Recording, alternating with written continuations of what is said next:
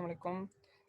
Last class के अंदर जो है हमने रेगुलर एक्सप्रेशन को शुरू किया था ऑटोमेटिक की क्लास के अंदर।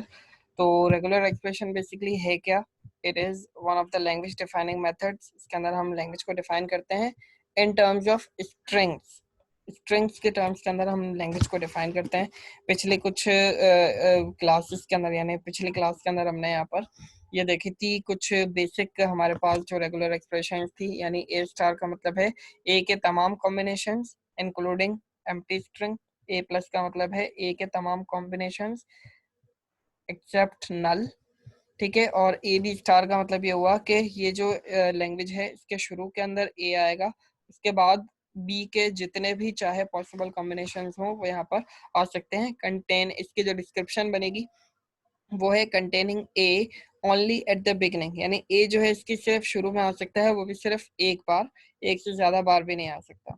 ठीक है, ए प्लस बी। अब यहाँ पर फर्क है कि पावर की शेप में प्लस है और यहाँ पर और की शेप में प्लस लगा हुआ है। इस ऑपरेटर को आप और भी कहते हैं। इसका मतलब ये है कि आपकी लैंग्वेज में या तो ए आएगा या फिर बी आएगा। कंटेनिंग ए और बी, उसको आप यूनियन भी कह सकते हैं और भी कह सकते हैं।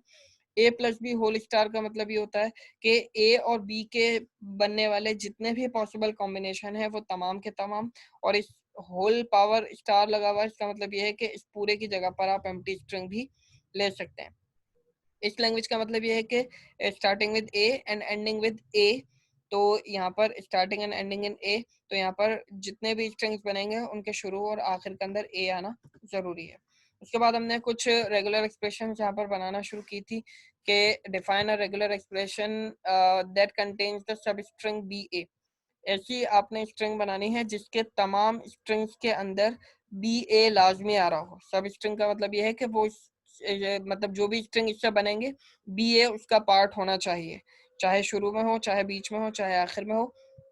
तो इसके लिए आपने एक रेगुलर एक्सप्रेशन बनाई थी। देखो बी ए तो आपको लिखना ही पड़ेगा। इसके शुरू में आपने लिख दिया A plus B whole star. Alphabet आपको ए कॉमा बी दिया गया है, तो आपने शुरू में ए प्लस बी होल स्टार लिख दिया। इसका मतलब ये है कि ए और बी के जितने भी पॉसिबल कॉम्बिनेशन बन सकते हैं वो यहाँ पर आएंगे, इंक्लूडिंग एम्प्टी स्ट्रिंग, यानी यहाँ पर आप इसकी जगह पर एम्प्टी स्ट्रिंग भी ले सकते हैं। फिर उसके बाद बी ए तो आएगा ही आएगा, और उसके बाद भी ए और बी के जितने भी पॉसिबल कॉम्बिनेशन बन सकते हैं वो तमाम के तमाम इस लैंग्वेज के अंदर आएंगे। इसके बाद फिर हमने एक रेगुलर एक्सप्रेशन बनाई थी जिसके अंदर हमने कहा था कि एक ऐसी लैंग्वेज आपने बनानी है जिसके अंदर बी ए ना आता हो, यानी इस लैंग्वेज के अंदर जितने भी आपके स्ट्रिंग्स बनेंगे उनमें से किसी में भी बी ए नहीं आना चाहिए। ठीक है, तो इसके लिए हमने रेगुलर एक्सप्रेशन बनाई थी ए स्टार बी स्टार। ठीक है, अगर हम ये वाली रेगुलर एक्सप्रेशन यूज करते हैं तो इसके अंदर तो बी ए हर स्ट्रिंग के अंदर आएगा ही आएगा, तो ये तो ऑब्वियसली इस केस में गलत हो जाएगी। तो यहाँ पर जो रेगुलर एक्सप्रेशन बनेगी वो कुछ इस तरह बनेगी ए स्टार बी स्टार, यानी सबसे पहले ए आएगा, ए के जितने कॉम्बिनेशन आना चाहे आ सकते हैं, उसके बाद फिर बी के जितने कॉम्बिनेशन आना चाहे आ सकते हैं। यानी इस केस में कभी भी ऐसा नहीं होगा कि बी के बाद आपके पास ए आ जाए।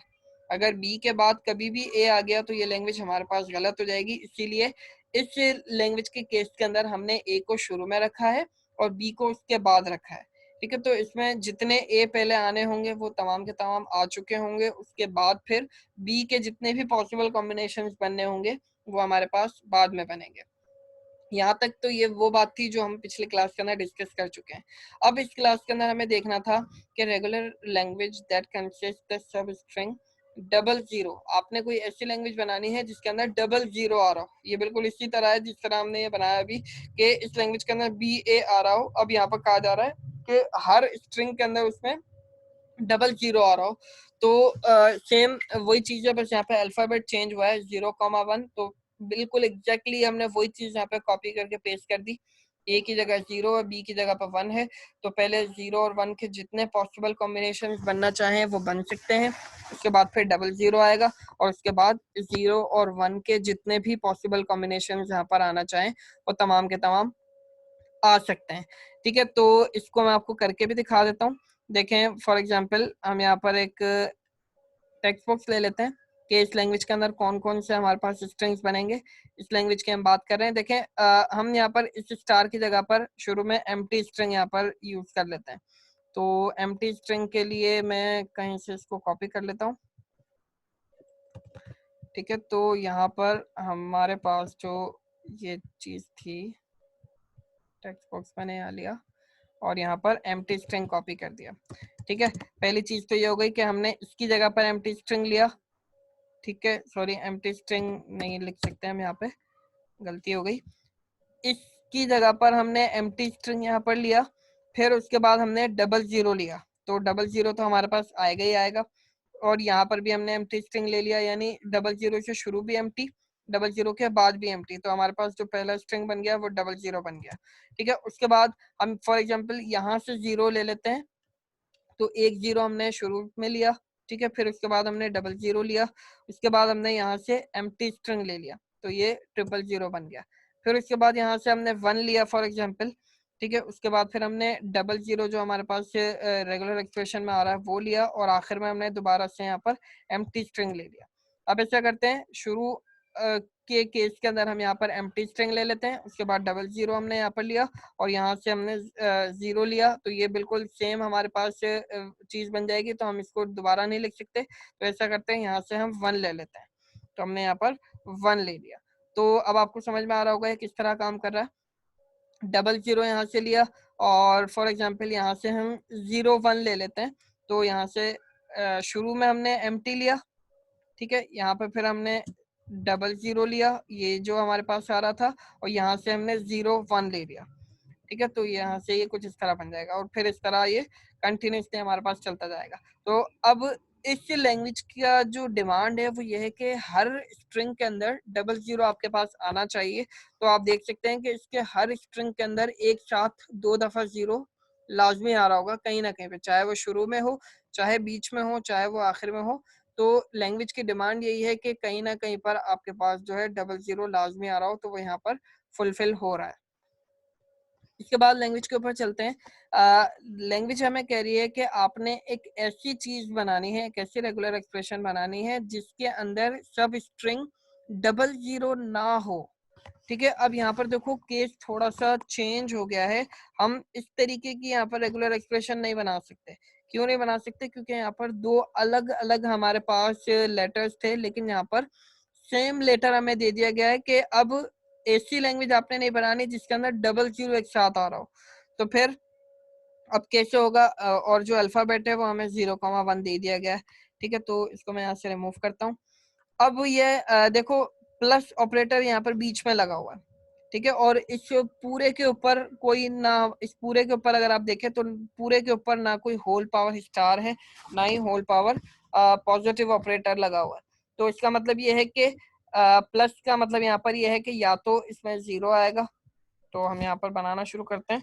इसके अंदर या तो जीरो आ जाएगा, या फिर वन का कोई भी पॉसिबल कॉम्बिनेशन, यानी one, double one, triple one, चार दफा वन, और फिर ये इस तरह कंटिन्यूसली चलता चला जाएगा।